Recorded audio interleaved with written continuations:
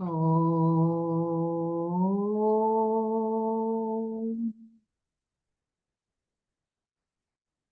Om.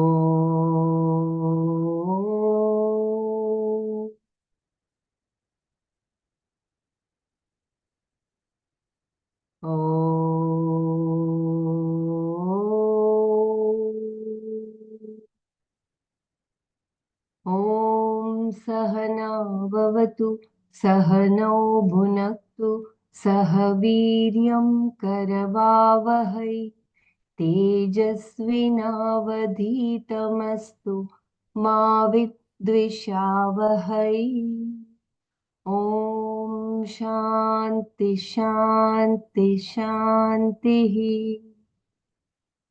नारायणं नमस्कृत्य नरं चैव नरोत्तमं देवीं सरस्वतीं व्यासं ततो जयमुदीरये.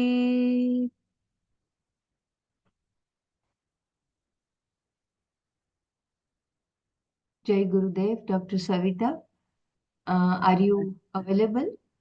Yeah, Jai Gurudev. I'm sorry, I got 1 minute late. Yeah. No. 18th verse we have to start with. 18th verse. Antavanta ime deha. Antavanta. Yeah. Okay. I'll share the screen. Okay. Dhanyavad. Okay.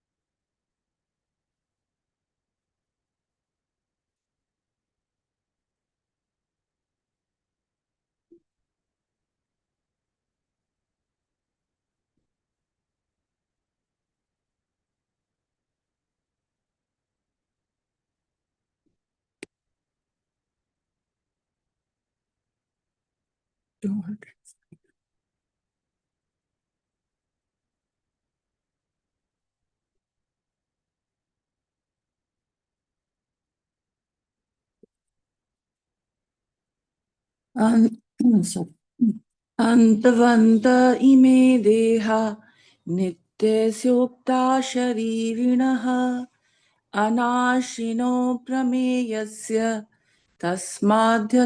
tasmadhyudhyasva bharata. Anashina, of the indestructible, aprameyasya, of that which is not available as an object of knowledge, nityasya, of that which is not subject to change, eternal, sharirinaha, of the embodied one, the self, ime, these, deha, bodies, antavantaha, subject to end, ukta, are said, tasmad, therefore, Bharata, O descendant of Bharata, Arjuna, yudhasva, fight.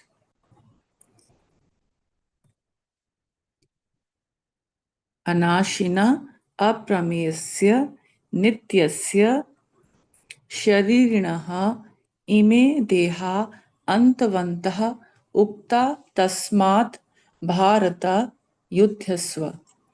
These bodies of the embodied one, the self, which is not subject to change, which is indestructible, and which is not available as an object of knowledge, are said to be the subject to end, are said to be subject to end. Therefore, O descendant of Bharata, fight. Krishna unfolded the Satvastu, showing that no one can destroy this Atma, including Ishvara, because it is indestructible and it self sustains everything. Now, what about the Asat? If Sat is indestructible and pervades everything, and if everything depends upon the Sat, that does which depends upon the Sat not become as true as the Sat? I'll read this line again. If Sat is indestructible and pervades everything, and if everything depends upon the Sat, does that which depends upon the Sat not become as true as the Sat? It is not said, is it not said that you acquire the same qualities as the company you keep? Is it not also true that if you string roses and then remove them all, the string will continue to smell like roses because of its previous association with them? Similarly, Similarly, here, since the asat is always with the sat, is there not some kind of attribute transference because of this association? And then, will not the asat gain the same attribute of being indestructible? No, because there is no association. The string is different from the rose, but both enjoy the same empirical reality. What we call string has a certain empirical reality, as does the rose. Both of them enjoy the same degree of reality, and therefore one can lend its attributes to the other because association is possible between objects belonging to the same order of reality. Between the Sat and the Asat, however, such an association is not possible, just as it is not possible between the pot and clay. There is only one thing here, clay, which is Sat. Therefore, the Asat cannot gain indestructibility by association with the Sat.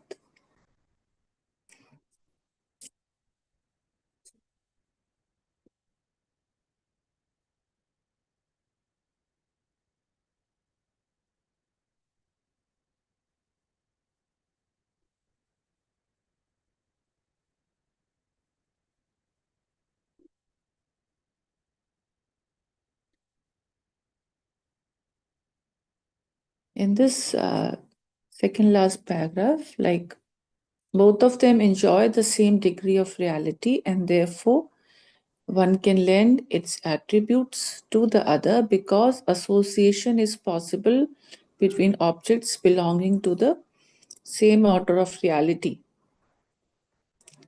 Between Sat and Asat, however, such an association is not possible, just as it is not possible between the pot and clay. There is only one thing here, clay, which is Sat. Therefore, the Asat cannot gain indestructibility by association with the Sat.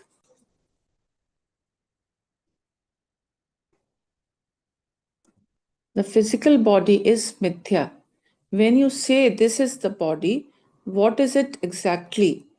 Is it the skeletal structure, the skin, the flesh, the marrow, the bone, the blood, a given cell, or the DNA?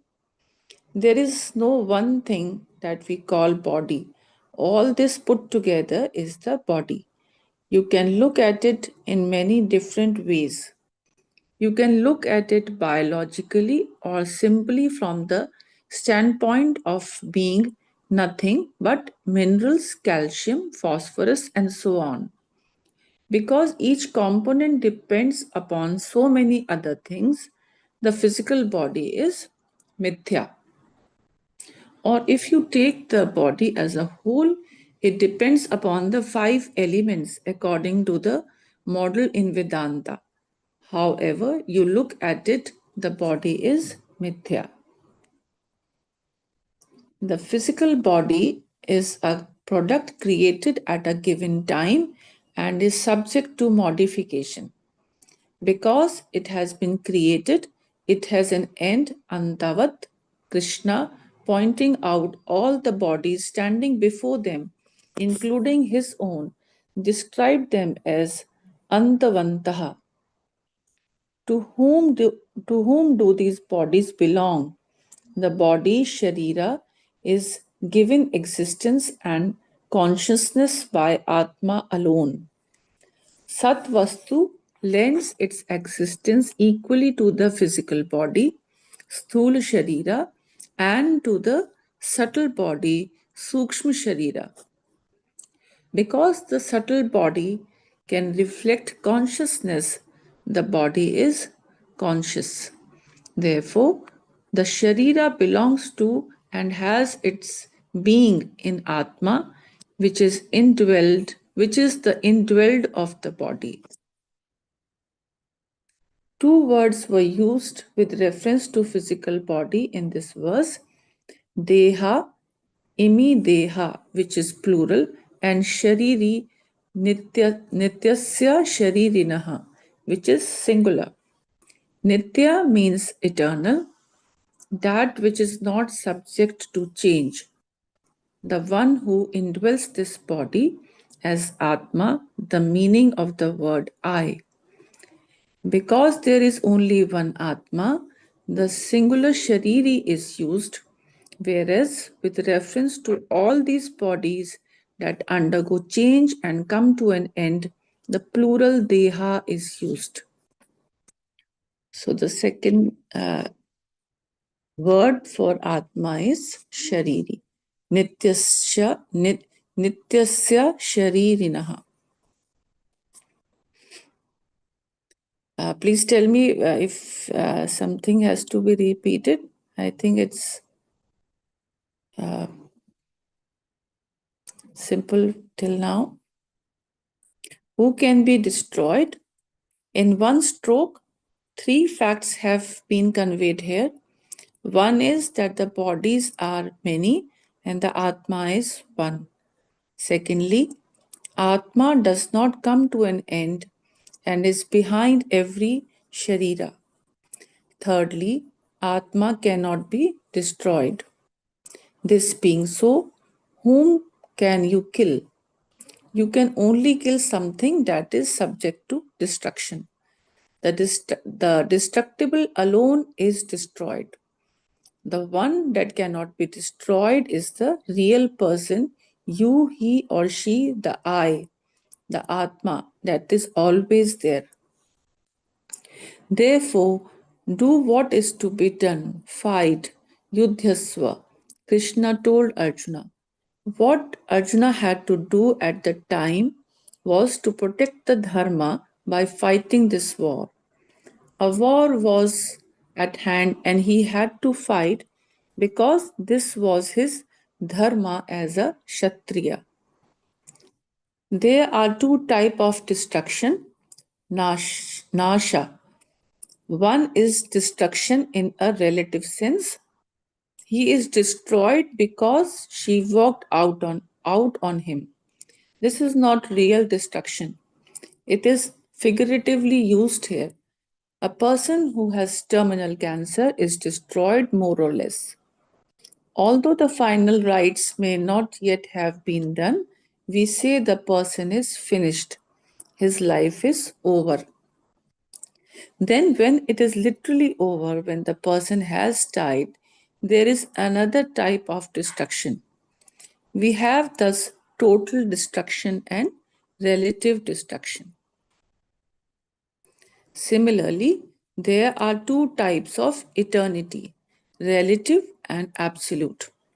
In order to point out that which always is and is never destroyed at all, two words are used in this verse, Nitya and Anashi.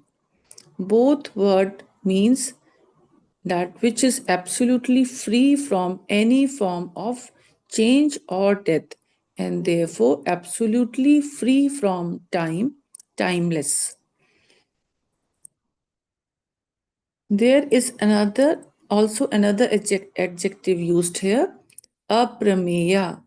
Prameya means that which is to be known, that which can be known. Prameya.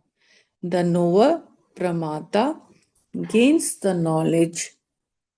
Pra, pra, prama, prama, prama of an object.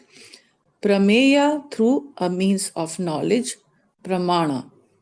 Atma is said here to be aprameya, something that is not an object to be known. I'll repeat this prameya part.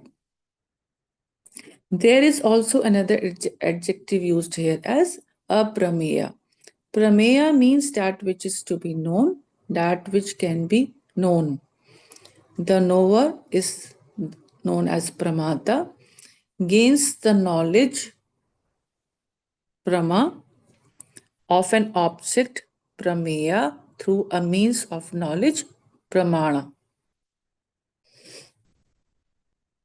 And atma is here is aprameya, something that is not an object to be known. Any prameya, anything that is seen by you, any object that is available for your pramana as an object, drishya, is non-eternal, anitya. Why? Because anything that is seen is within the time-space framework alone and is therefore anitya. You cannot say a pot, for example, is drishya and also nitya. To say that something is drishya, seen, means that it is changing every second. It is never the same because it is within time. And time is an element which keeps on effecting change. Any object, therefore, is never the same. It is always different. What is available for you to know is therefore always anitya and never nitya. Because Atma is not available as an object of knowledge, it is aprameya. But if Atma is not an object of knowledge, why are you doing all this study? What is the Gita Shastra for if not for knowing Atma?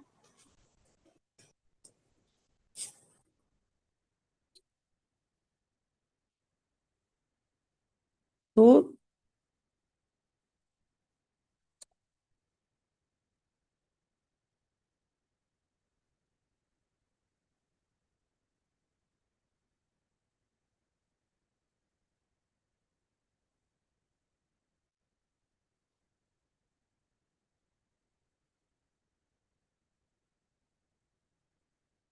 this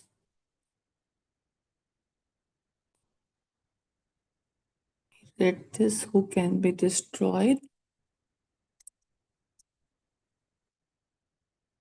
Till now we read about the Sat Asat, and now we are reading that about that the Sharira is mithya and physical body is mithya, and the body can be destroyed because it is subject to the time. It is subject to time and it is changing. So it is destructible. Whereas the Atma, it is not, it is it is timeless. It cannot be negated at any point of time, past, present, future. So it is not, it cannot be destroyed and it cannot be known.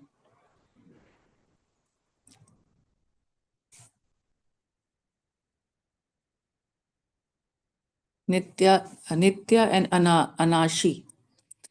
It is always there, absolutely. It is free from time, and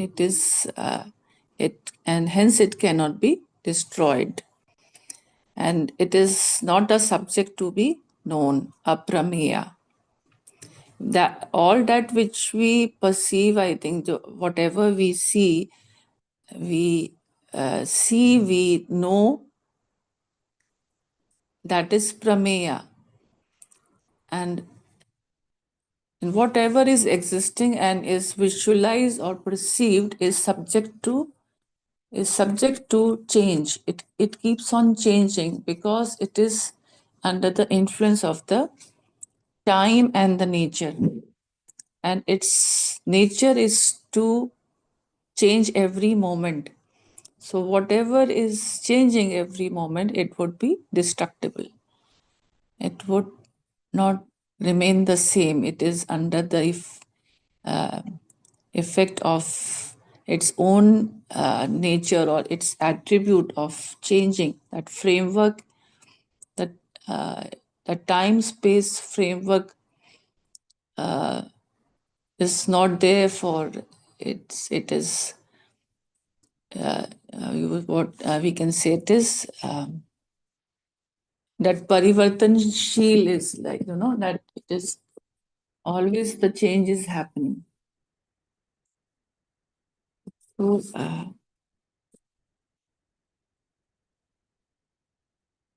anyone wants to say, or I think it's very, like Dr. Brahma has explained quite a lot in previous sessions. So I think it's clear quite to a great extent, rather. Yes, dear. Very Yeah. nicely explained by you also just now. It's very clear. Yeah. The nature of perception. We continue. Here Shankara enters into a short discussion, which he picks up again in more detail elsewhere in the Gita. All these bodies are said to be anitya, subject to destruction, whereas Atma, the Shariri, who obtains in all bodies, is nitya. Atma is aprameya, not available as an object of knowledge. Anything subject to distinct understanding is called parichedya. There are three words used with reference to our understanding of a distant object: parichedya, parichedka, and paricheda. Parichedya means that which is subject to limitation. Paricheda. Parichedya means that which is subject to limitation, that is paricheda. Parichedka is what brings about this paricheda. Right? So, wherever there is limitation, that we call as paricheda. And parichedya is that which is subject to limitation. And parichedka is what brings about that paricheda.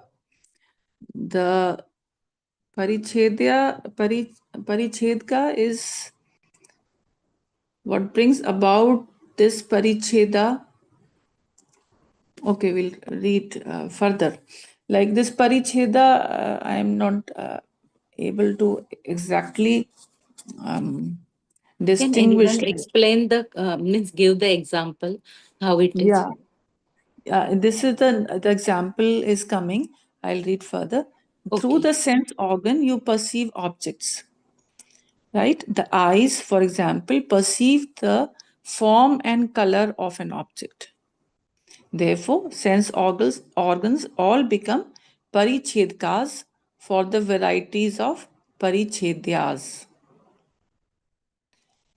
So, parichedya means that which is subject to limitation. It has its limit, right? So, the sense organs also have certain limitation. You cannot go on perceiving something through your sense organ uh, to a great length of time. There would be some time, some instant when when you will like it would not be perceived as you were doing initially. When you know that we say that your senses are full now, you don't require further any bhoga you are doing. To a certain extent you will be experiencing that, you will be having that bhog, but after some time you will not have that type of attraction for that thing as you had initially. So it has its own limitation. Through the sense organ you perceive objects. The eyes, for example, perceive the form and color of an object. Therefore, sense organs all become parichedkas for variety of parichedyas.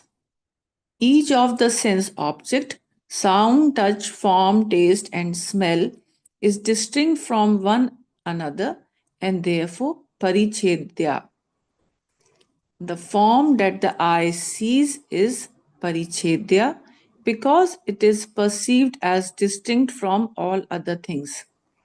Therefore, any pramana which picks up a distinct piece of knowledge become parichedka, and what is picked up is parichedya.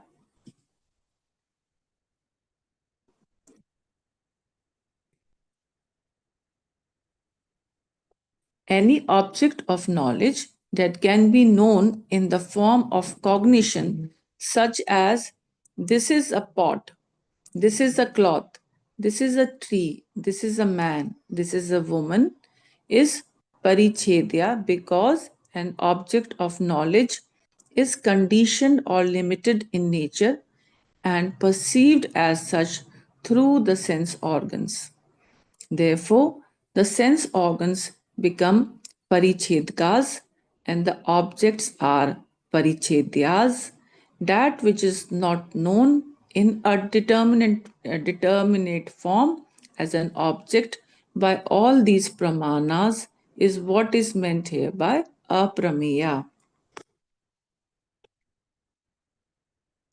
It's clear, no, Saralaji? Now, anything which is uh, which is an object of knowledge is parichedya, right? And we Correct. perceive it through the sense organs. And these organs, these sense organs, they are known as parichedkas because through these parichedkas you are perceiving those object of knowledge, those whatever you are perceiving is parichedya, and through which you are perceiving that sense organ is Parichedas. parichedka. Yeah. And because atma is not it is not an object, it cannot be known. That is why it is aprameya. And what can be known is Prameya. prameya, right? Correct. Thank you. Prameya, that which is to be known is prameya. And we read earlier, knower is the pramata, and the knowledge which he gains is what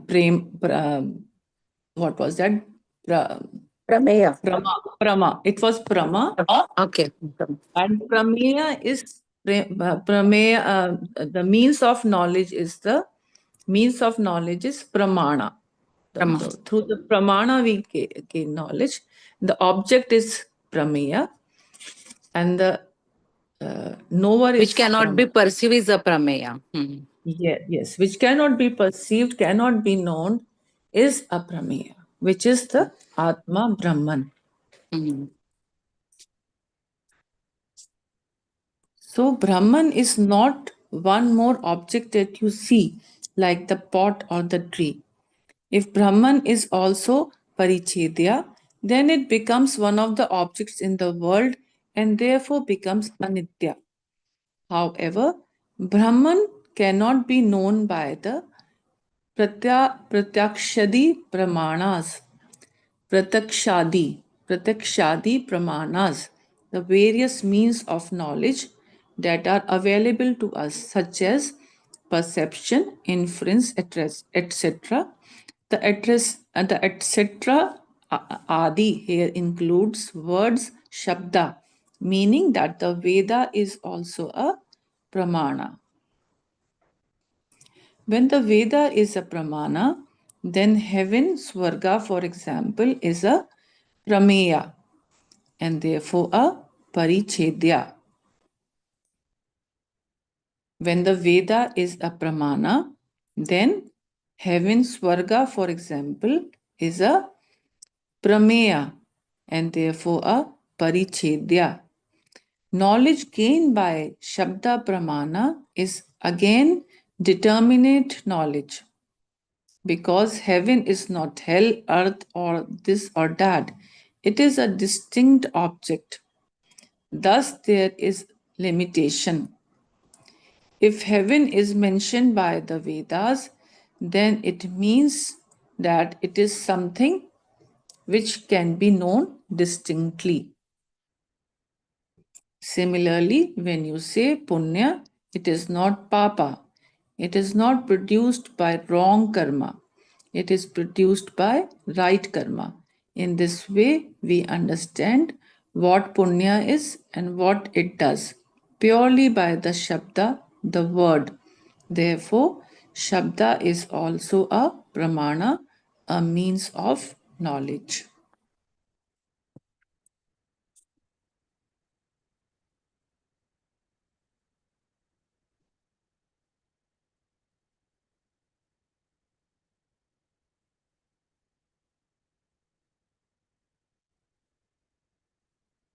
So Atma is not established by a pramana also. It doesn't need any no knowledge, no inference, no perception, nothing. It it is it is as if standing as the whole truth. It doesn't need any pramana. Atma is not established by pramana. If the Atma cannot be known even by Shabda, why then do you study the Gita Shastra? If it is not an object of knowledge for the pratyakshadi pramanas, how can Vedanta be a pramana for the Atma? Addressing this question, Shankara first says that Atma is not known by any pramana, including the Veda, because it is not an object of knowledge. We read that it is always through negation that we reached Atma. It cannot be known. So, thinking that Atma could be known through this pramana, a person goes to a guru, does a lot of service, and at the end of it, the guru says that Atma is not known even through Veda. Since Guru teaches only the Veda, what is the use of all this? Naturally, such a person thinks it has all been a waste.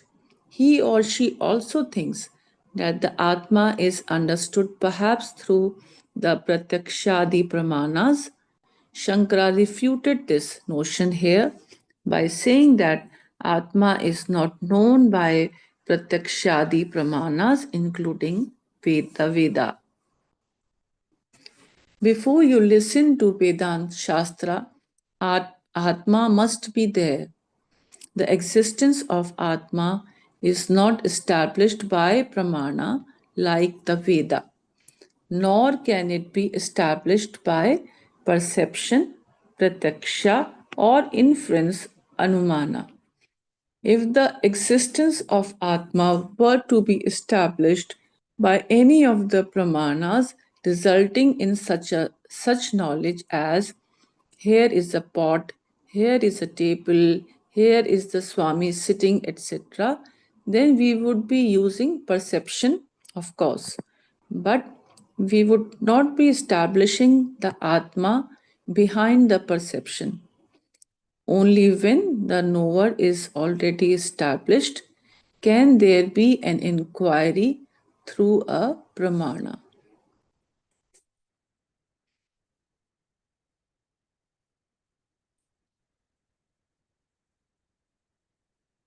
I'll read this paragraph again. Before you listen to the Vedanta Shastra, Atma must be there. The existence of Atma is not established by Pramana like the Veda, nor can it be established by perception, pratyaksha, or inference, anumana.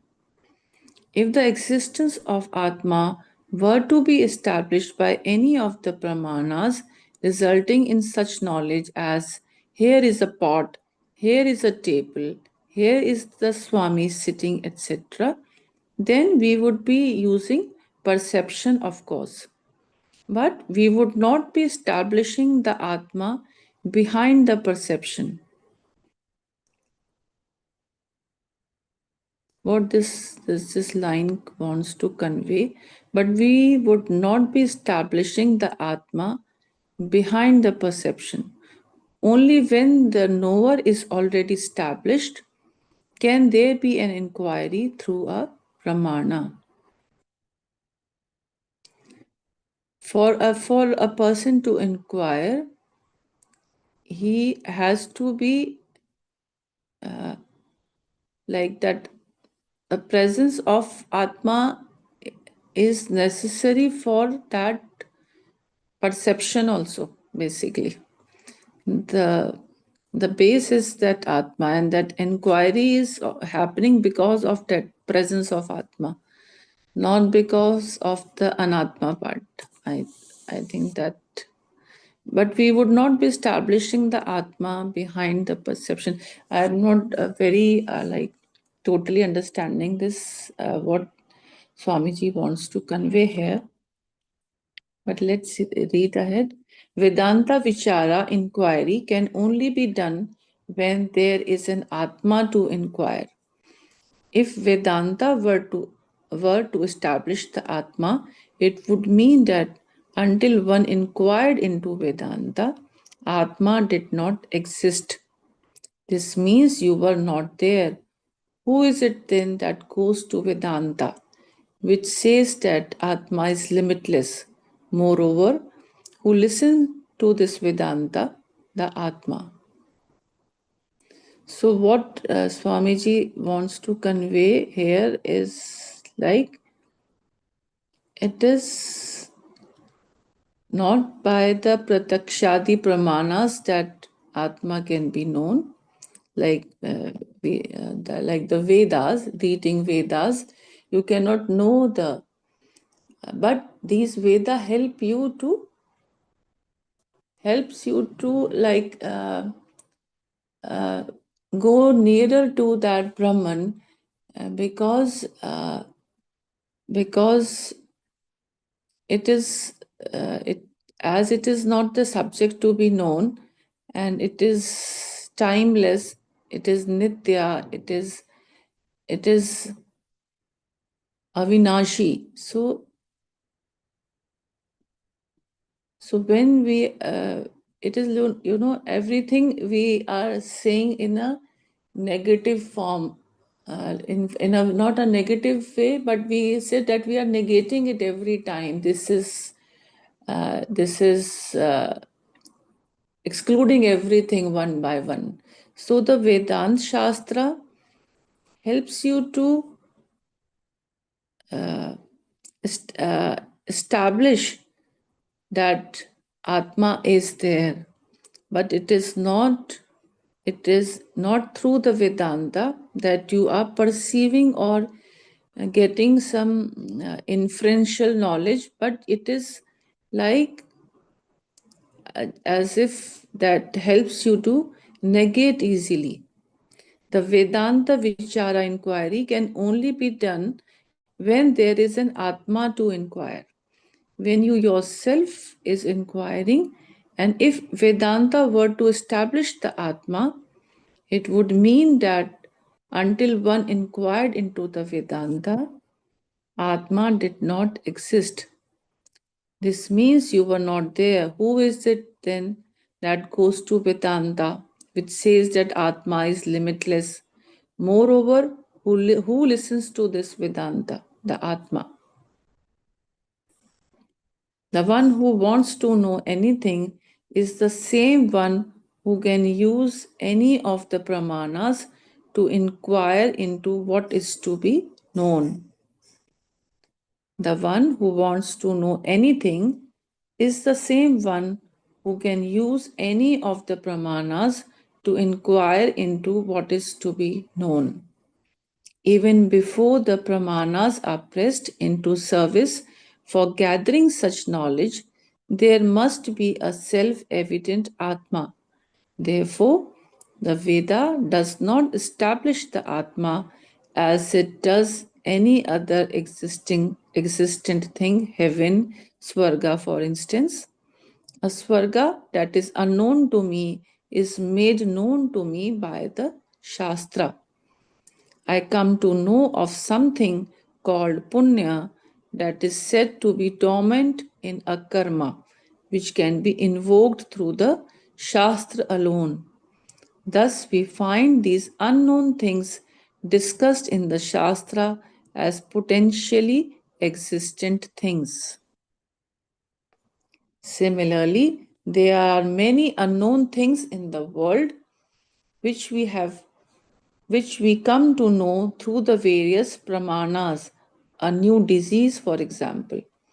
Having come to know about it, we say the disease is. After discovering it, we look for its cause. Then, after finding the cause, we say the cause is, and the treatment for the cause is. After treatment, we say the side effects are. Like this, with the help of pramanas, we keep on discovering things that exist, but which which were so far not known. Although Atma is not available as an object of knowledge, it is not totally unknown. In fact, Shankara says that Atma is not something unknown to anyone. It is always self evident, swatah siddha, self established. No one's Atma is unknown. Everyone's Atma is known. Only then is the operation of the pramanas possible. The, the Atma is not established by pramana, it is swatha siddha,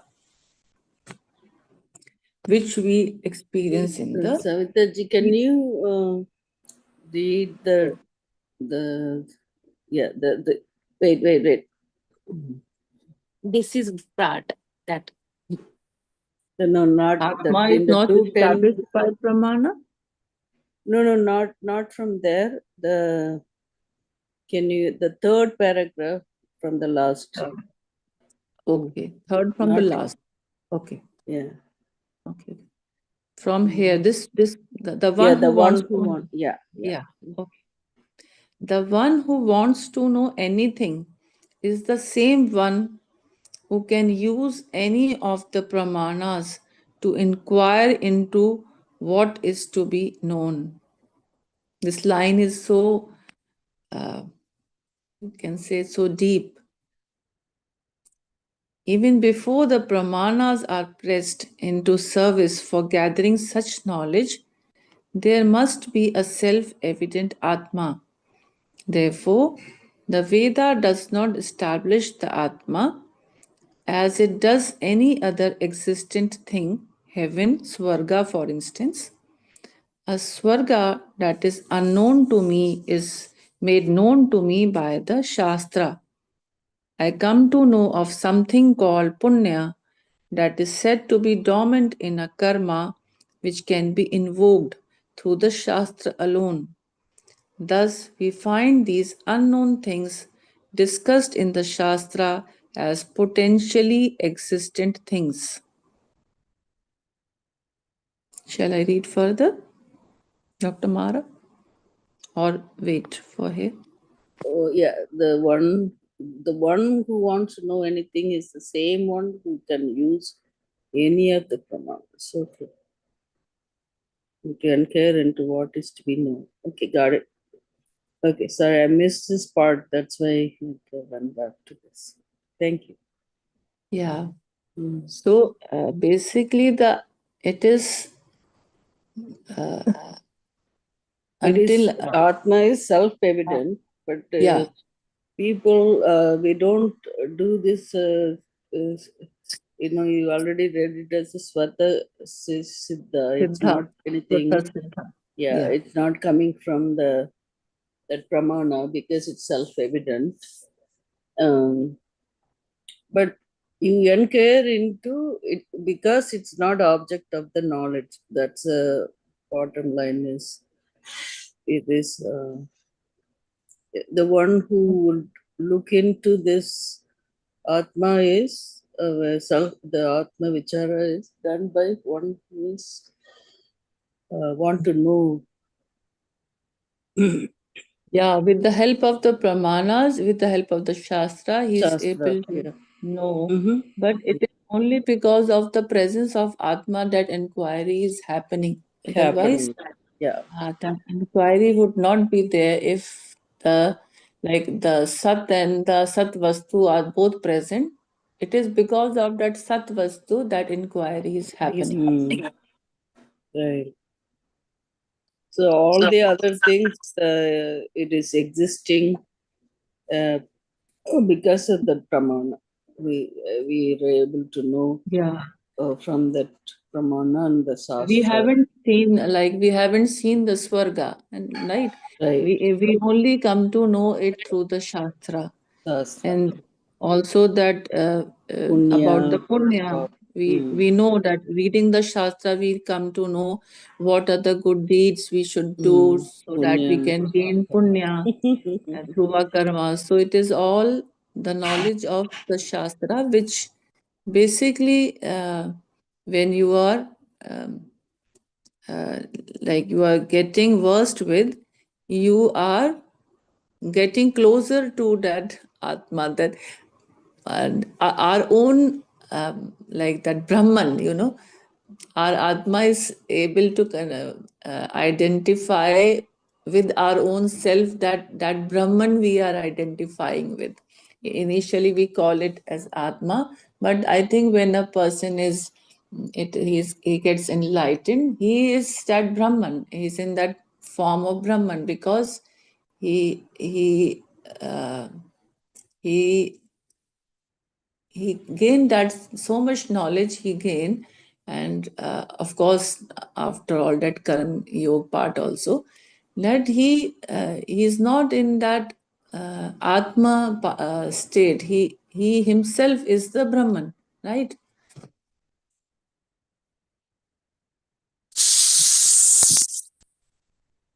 Similarly, Lalitaji, there.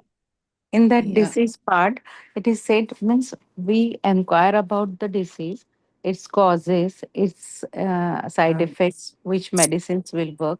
But in Atma, we cannot do that. So it is self-existent. So we cannot ask any questions like that. And we cannot synthesize it. Right. Jai Gurudev, it's like I'm looking for myself through myself. Yeah. Right. I'm the one who is looking for myself and through myself. Yeah. Very right. It is because of that presence of Atma that you are able to uh, get able to go closer to that your I would call it that with our own inquiry, that vichara, because of presence of that Atma, we are going towards our own Brahman, right? It is as you have said, you're seeing you're seeing yourself through your own self.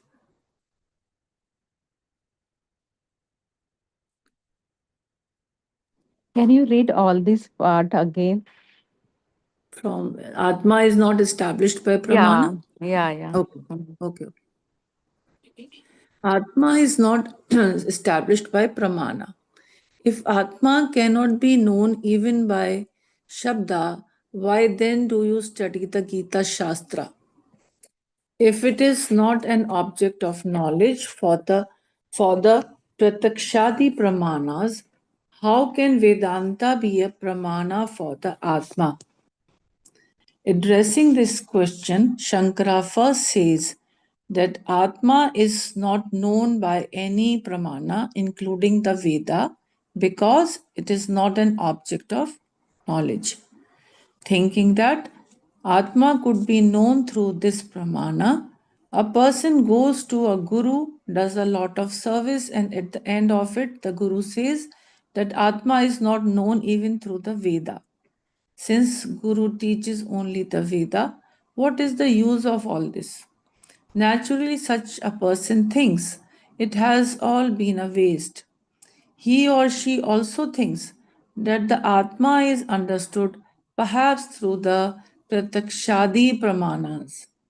Shankara refuted this notion here by saying that Atma is not known by Pratakshadi Pramanas, including the Vedas. So the Pratakshadi Pramanas includes Veda, and apart from Veda, it must be including something else also. Veda is only a part of Pratakshadi Pramanas. Before you listen to the Vedanta Shastra, Atma must be there.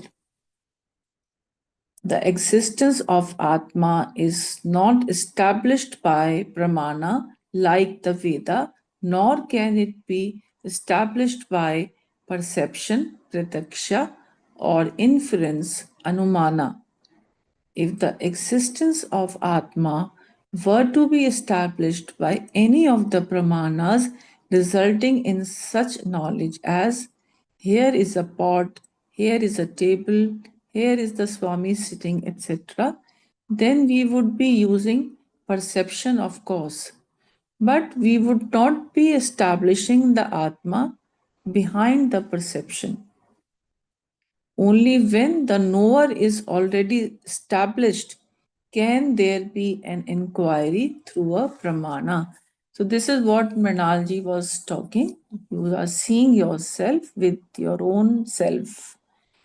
And you So, don't need pramana for that. yeah, yes. Only when the knower is already established can there be an inquiry through a pramana. Vedanta Vichara inquiry can only be done when there is an Atma to inquire. If Vedanta were to establish the Atma, it would mean that until one inquired into the Vedanta, Atma did not exist. This means you were not there. Who is it then that goes to Vedanta, which says that Atma is limitless? Moreover, who listens to this Vedanta? The Atma. Right, Sarlaji? Now it's clear, I think. Yes. Thank you. Yeah. The one who wants to know anything is the same one who can use any of the pramanas to inquire into what is to be known. Even before the pramanas are pressed into service for gathering such knowledge, there must be a self evident Atma. Therefore, the Veda does not establish the Atma as it does any other existent thing, heaven, Swarga, for instance. A Swarga that is unknown to me is made known to me by the Shastra. I come to know of something called Punya that is said to be dormant in a karma which can be invoked through the Shastra alone. Thus, we find these unknown things discussed in the Shastra as potentially existent things. Similarly, there are many unknown things in the world which we come to know through the various pramanas. A new disease, for example, Having come to know about it, we say the disease is. After discovering it, we look for its cause. Then, after finding the cause, we say the cause is, and the treatment for the cause is.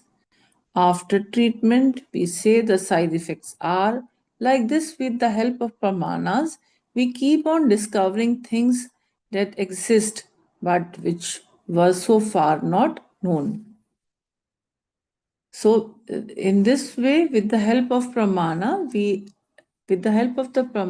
we are discovering things that exist and which were not known. But Atma is not that entity which, like Atma is not available as an object of knowledge. So it is not totally unknown. In fact, Shankara says that Atma is not something unknown to anyone. It is always self evident, Swata Siddha, self established. No one's Atma is unknown. Everyone's Atma is known. Only then is the operation of the Pramanas possible. The Atma is not established by a Pramana, it is Swata Siddha. And its timeline. It's like I think So 825. basically, because of the Atma only, we are entering into unknown things to be known. Yes. Yeah. And then we are going other way around, right? Oh, gosh. So it's so, Atma is known thing, and you just have to realize it. Yeah, it's only the And topic of unveiling that understanding. ignorance. What? Yeah, we read no, yeah, Mm. 2 days before. It is to be Mm. it is developing an understanding. It is not an object to be known. Right. It is to understand. Mm. Yeah, I missed last 2 classes. I listened half of that, but I still need to listen to the rest of it. I missed it. Anyway, but even though we read all this, every time we read only it makes it We feel so always many time times. every time we read it is fresh. Yeah, it's in this Svada Siddha and all that didn't stay in my mind. And so, Here it is um, said, no, Atma is known to everyone. It is self evident. So we don't require the pramanas to inquire into it. What is unknown in the world that we inquire, and because of the pramanas. So And all, it is. and also because of Uh, Atma. Yeah. uh, correct.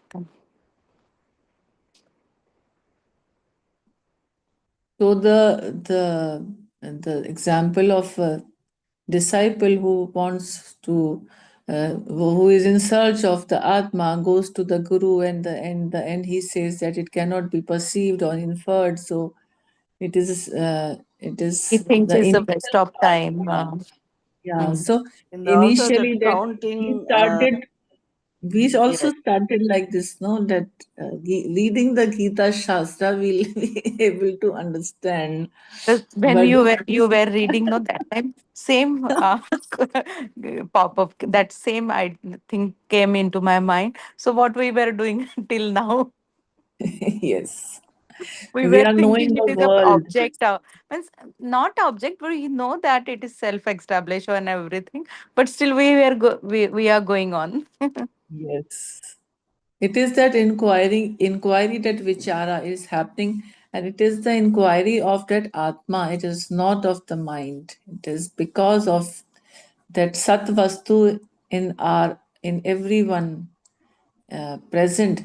Because Because of of that that Sat Vastu, inquiry, so that many inquiry. unknown things are coming to us from Yeah. the Vedas and scriptures. Yes. Clarity about that. Yeah. So we'll continue tomorrow.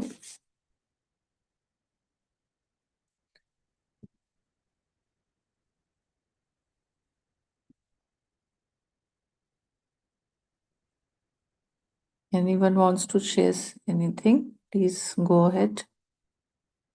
I'll stop this share.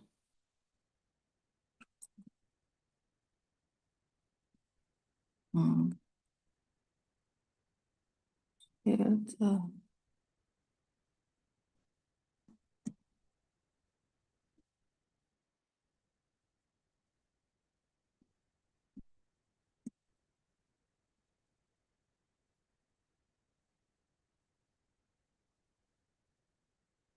vision.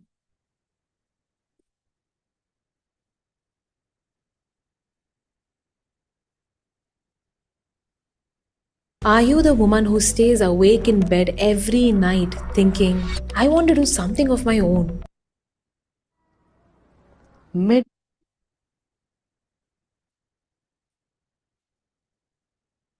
You are able to hear Meditation everyone?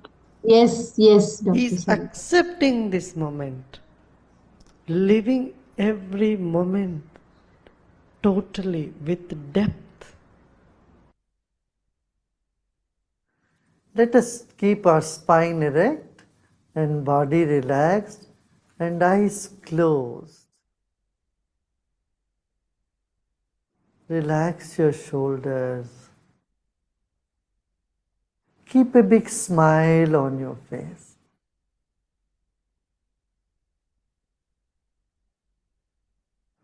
You're sitting like the statue of Buddha, very serene and with a serene smile on your face. Relax your body.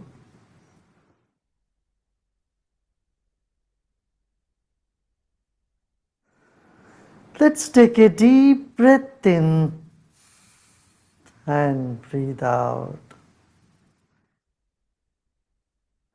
Become aware of your chest region, throat and chest region. If you notice some tension in the body, just let it be. Except those parts of the body where you feel a tension, the other parts are in comfort. Other parts are at peace. Become aware of that also.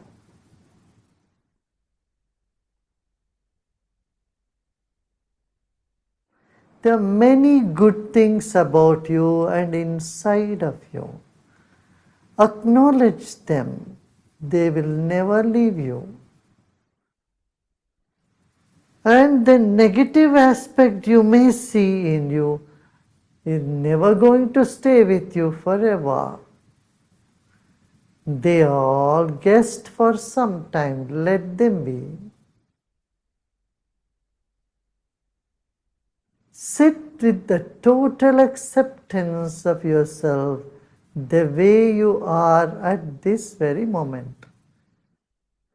Total acceptance of what is now here will lead us to deeper meditation.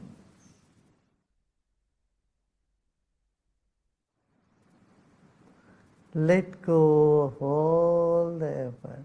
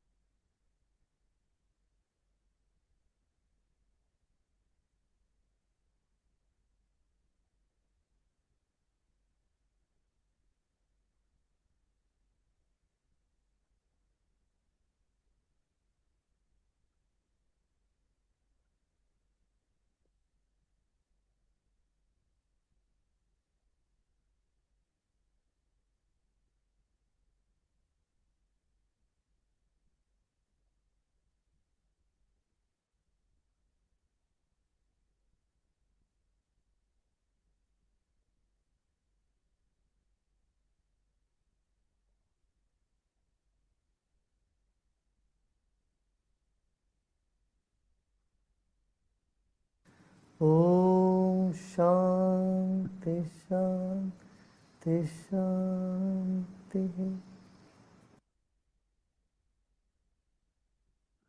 Let go of all your effort and be in this emptiness.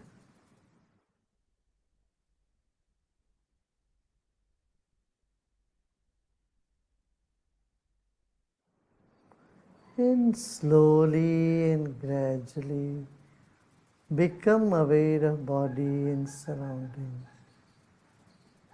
And you may gently open your eyes.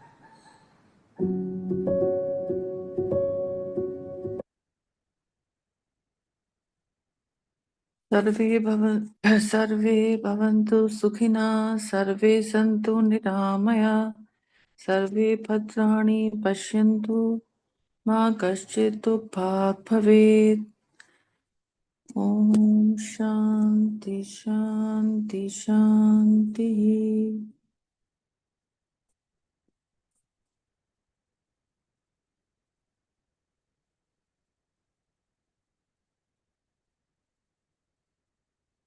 जय गुरुदेव।